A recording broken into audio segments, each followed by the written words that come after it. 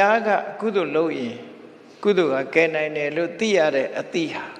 ဖះဟောတဲ့အသိပဲပေါ့အဲ့ဒါကိုအစစ်မှန်ဆိုလိုတာကလူပုဂ္ဂိုလ်ကိုအားကိုးရမှာတဲ့ကိုယ့်ရင်နဲ့နှလုံးနဲ့ဖြစ်တဲ့စိတ်ဓာတ်ကိုအားကိုးကုသိုလ်စိတ်ဓာတ်ကိုအားကိုးလွဲသွားတတ်တယ်နော်တတိထားအားကိုးလွဲတတ်တယ်မြတ်စွာဘုရားဟောတာကြည့်လေဖះဟောတာဓမ္မတိပါဘိက္ခဝေဝိဟရထဓမ္မတရဏဓမ္မကိုအားကိုးပြီးနေချလို့ဟောတယ်ကိုအားကိုးဆိုတာလဲဓမ္မကိုအားကိုးခိုင်းတာပဲအဲ့တော့ဓမ္မကိုအားကိုးတယ်ဆိုတော့ကိုယ်တိုင်လုံးဘာပြောတာတော့ဆို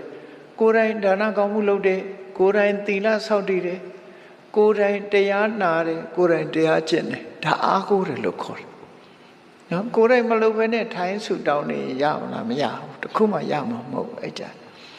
ဘယ်လို့ပဲဖြစ်ဖြစ်ကိုယ်တိုင်စ조사ရမယ်ဆိုတာဒါလှုပ်တင်လှုပ်ထိုက်တာကိုလှုပ်ရမှာလို့သူဆိုလို့တယ်အေး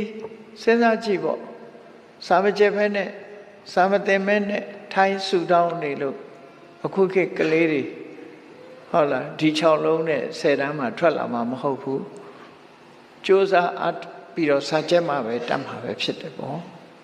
ဒီလိုဆိုလိုတာကိုယ်တိုင်လှုပ်ရမှာလို့ဆို